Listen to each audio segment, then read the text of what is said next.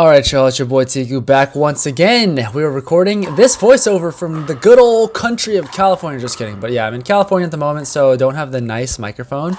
But anyways, this is a singles. Wow, what a shot. A singles practice with my friend Joe. I had a video with him a while ago when I was like kind of a little newer. Probably like, I can't remember, like just 2 or 3 months into pickleball or something like that. Anyways, so little backstory, Joe and I actually went to high school together and played on the same tennis team. And back then, in terms of playstyle translation, I thought his backhand was pretty good back then. And randomly, like he was like one of the best volleyers on our tennis team at the time. Our team wasn't really super great at volleying. I just stayed back the whole time. But anyways, I feel like his volleys somewhat translate. His backhand volley is like very like the blockiness of it is really nice. But anyways, in terms of DUPRs, at this time, I think I was like a 4.08 or something like that. I don't know. And Joe was a 4.222. He actually won second place in the Dallas Lapiplasty World Championships in his first, I believe it was his, you can correct me in the comments or something like that, Joe, if it's not correct. But I think it was his first ever singles tournament. Not that he hadn't been playing. He'd been like grinding doubles and stuff, but it was his first singles outing, and he got second place in the 4.0 Lapiplasty World Championships, World Pickleball Championships in Dallas. So that's pretty freaking incredible. And after that, I think, I don't know, he was like rated pretty freaking high. And just now, so when we played, he was a 4.222 on this day, and my research on DUPR.com says that now he just played another tournament, which would be his second singles tournament. He looks like he had like a crazy win-loss record, and I think he only lost one match, or no, 2 to the same dude. But now he's a 4.469, so very, very legit in his own. Oh my gosh, yeah. Anyways, we played a series of 3 games. We actually played 5 games, but I didn't record the last 2. These are the 3 that I was kind of like, all right, these are gonna be it. This is the first game. We got here at 7 a.m. so neither of us were on very much sleep, and I like kind of have trouble sleeping sometimes. So those who've like watched my past videos know what a solid slice volley.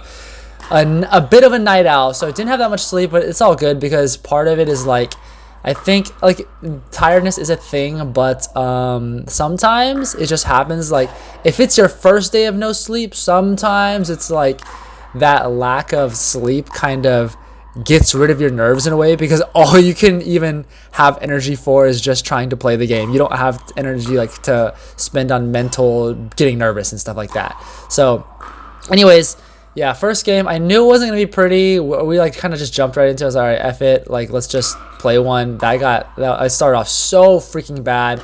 This is game 2.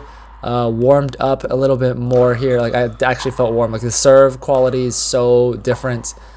Still trying to. So, my thoughts, guys. Tell me what you think. But, you know, always the strategy in singles has been return and bum rush the net. However, people are getting freaking good at hitting passing shots nowadays. You even see it in the professionals, and more people are finding success. Wow, solid. More and more people are finding success staying back, like returning and staying back. So I think that actually, especially like depending, that's an amazing shot from him, but I think that's what you get happens when you slice return and don't run in. I mean, don't hit a great slice, not return, a slice shot and then run in on it. Like that volley is so good from Joe, like that little block backhand, because it goes deep and it still travels.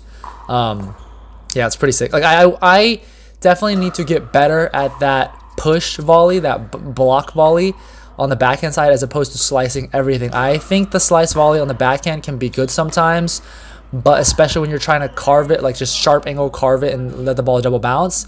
But I find that it does cause problems when you're trying to like slice volley straight ahead, because it lands too short, and then the extra topspin for the opponent, like they can hit crazy passing shots off of it.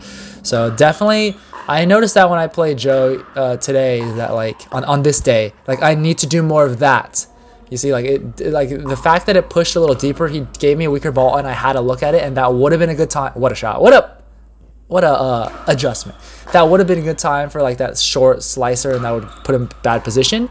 But yeah, need to definitely get more comfortable with that shot. We all know it's not a very normal tennis shot. But anyways, like I was saying, just what incredible again from Joe. But but like I'm saying, I think especially depending on who you're playing nowadays, like you really need to throw in sometimes the return and stay back if you have good ground strokes, right? If you don't have good ground strokes, then it's just dumb. But like, yeah.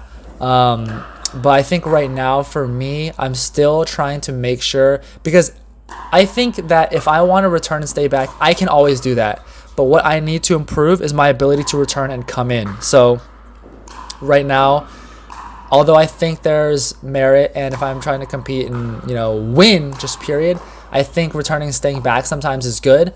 But in the spirit of just trying to improve all the aspects of my game, I am kind of like telling myself, unless it's an absolute crap return where they hit too big of a serve, I am returning and coming in, you know, just to get that practice. Also, there are some freaking shenanigans, by the ways, on this game. I got thrown off a little bit because during like the changeover or whatever, one of the older gentlemen came on the court, started like just putting his stuff on our court.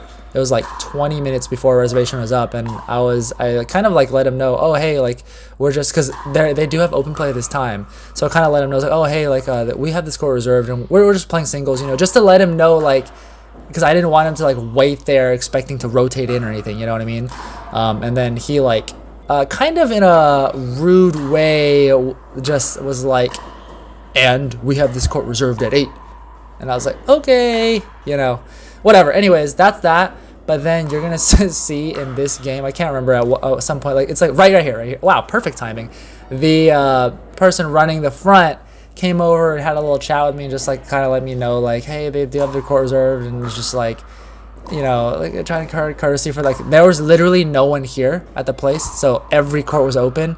I understand though, it is their court reserve, and like I had no issue with that. It's just kind of weird that he came on our court and started putting his stuff on our court. Like we had like 20 minutes left. It's like just kind of strange, you know.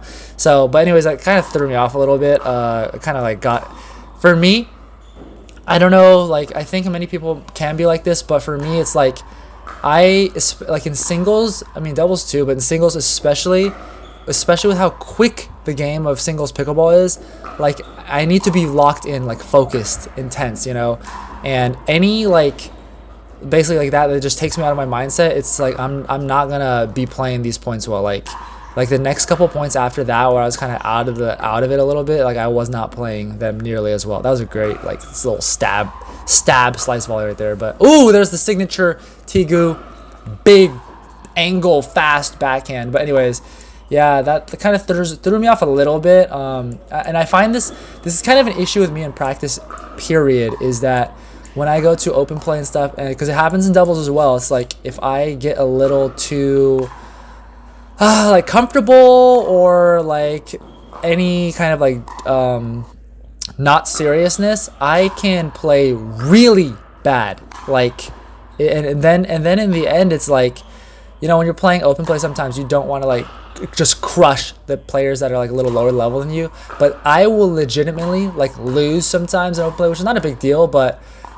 just because I'm like trying to take it a little easy and then just making terrible shots. But then it's like, then it makes me like second guess or like hesitate or question if I can even play the game, you know. And then I just feel bad about myself, and I'm like, I should have just try harded, you know. Like, so yeah, for me, focus is huge. But these games are great. Like this game was so competitive, and the 2 games we had after this were very competitive as well. So Joe used to scream me when we first started. I remember the summer we played 5 games, I could barely even score a point off of him.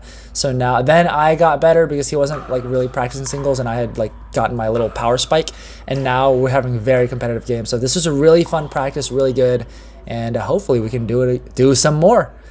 But until next time, GG's, thanks if you stayed. I'll see you next time. Peace.